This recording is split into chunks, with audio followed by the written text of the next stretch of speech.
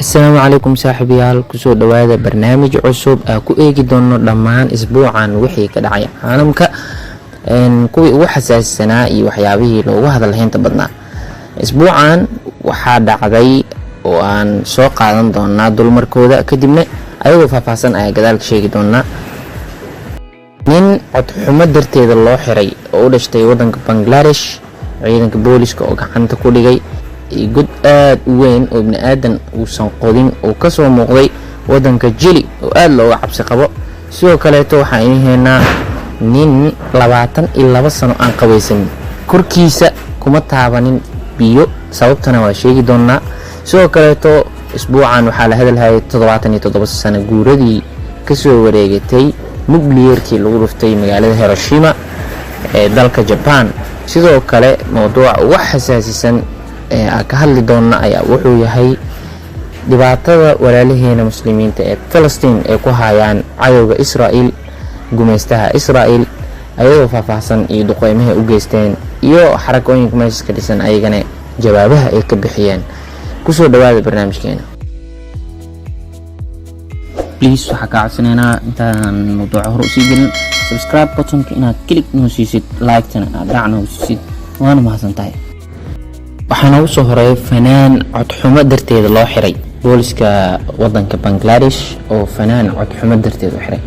ciidanka booliska Bangladesh ayaa xiray Hero Alum, nin lagu magacaabo oo 37 sano jir ah oo malaayiin mutaabiciin haysto oo wadanka u dhashtay Bangladesh.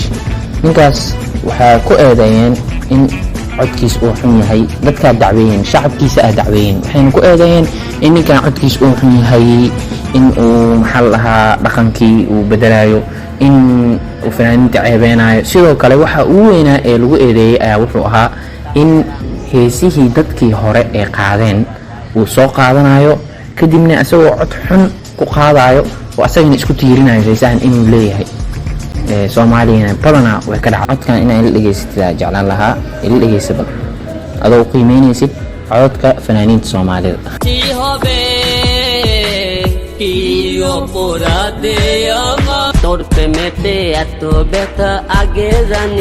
halahan sidee u aragtay?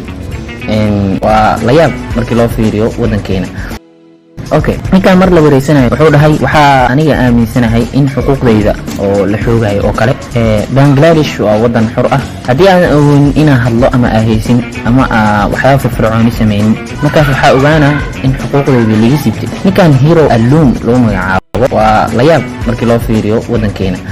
ninkaan wuxuu haystaa dad aad iyo aad ugu xiran dhanka social media, ku dhawaad malaayiin qof ayaa followers uu leeyahay uu dhahay. sidoo kale markii la xiray kadib wuxuu dacmi ka helay dadka wadankaas jooga. booliiskan waxay ka dalbadeen in ninkaan la xiro kadibna la soo daayo, kadibna lagu amro in uu dambe heesi karin. ninkaan markii saan loo soo daayay kadib uu soo qaaday hees asagoo dhar ciidan wato oo xabsina ku jiro oo weli kusii adag yahay mowqifkiisa. mowduuca kale ugu dayna ayaa wuxuu yahay in la arkay god aad iyo aad weyn oo ka soo muuqday wadanka Chile. godkan wuxuu u dhow yahay meelaha nuxaasta iyo manaajimta iyo waxaas laga qodo agtiisa. wuxuu gaaraa lagu dhahay godkan 200 oo mitir ku dhawaad. godkan god aad iyo aad u weyn, waa wax la yaab leh. dadkii magaalada deganaa ayaa argagax ka muujiyay. balaciisa ku dhawaad aad ay u weyn yahay asagana say sheegayeen, laakiin dhererkiisa wuxuu gaaraa ku dhawaad 200 oo mitir. meelaha qaarna waxay sheegayeen in uu gaarayo ka badan. sidoo kale balaciisa waxay sheegeen in uu gaarayo 25 mitir. waa wax la yaab ah. subaxdii adoo soo kacday waxaa ka war helay xaafadaada agteeda ama laamiga meesha saaran in god aad aad weyn oo ka go'ay. dowladda Chile ayaa dad u xil saartay in ay baaraan. sidoo kale waxaa la eedeynaa dadka meeshaas macdinta iyo waxaas ka baaro in ay ku lug lahaayeen, waxaana la sheegay haddii ay ku soo baxdo arrintan in tilaabo weyn laga qaadi doono.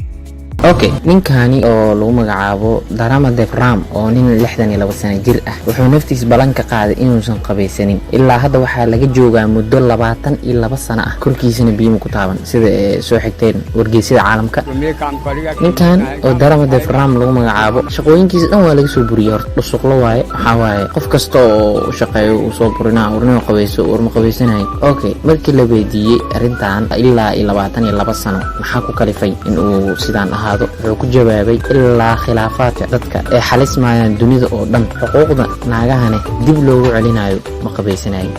marka waxay u egtahay inuu riyoonayo ninkan drama de Fram lagu magacaabo waa nin ka yaabsaday caalamka asagana wargeysyada wacan way hadal hayeen sidoo kaleeto asagana waa soo qaadanay. okay sidoo kaleeto isbuucan waxaa la xusay 77 sano guuradii kasoo wareegatay duqeyntii magaalada Hiroshima ee dalka Japan. 77 sano ayaa kasoo wareegatay. waa naxdin aad iyo aad u weyn u dhacday wadanka Japan kadib dagaal dhexmara ayaga iyo Mareykanka.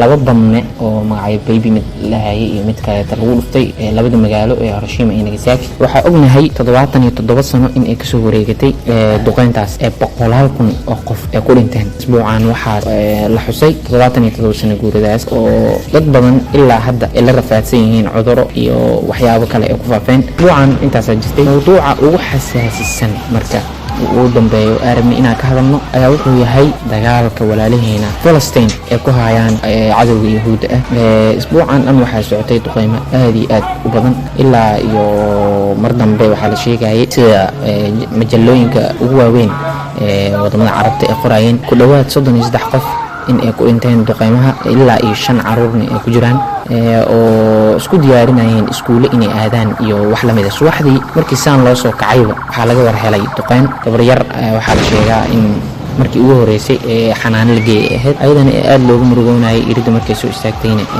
duqeyntii ku dhimatay. marka mawduucaas waxaa jiray duqeymo kale oo aad ayagana u waaweyn oo labada dhinac ay isku adeegsanayeen. dhanka kaleeto waxaa jirta ayadana sawaariikh aad iyo aad u waaweyn oo ay ridayeen. waxaa la arkay marka guryo aad iyo aad u burburay sidoo kaleeto dhimasho dhaawacyo oo loo wado isbitaalada iyo dowdamisyo aad u badan.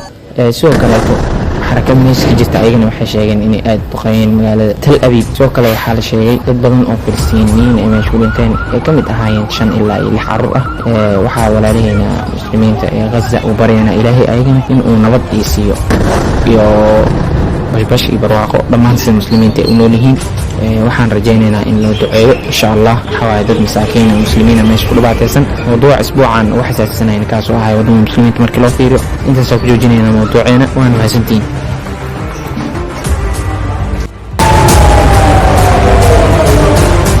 ما زالت أصوات الانفجار تسمع وهي ناتجة عن محاولة القبة الحربية اعتراض الصواريخ التي أطلقت، لكن القبة الحربية حاولت إسقاط بعض الصواريخ وصواريخ أخرى نجح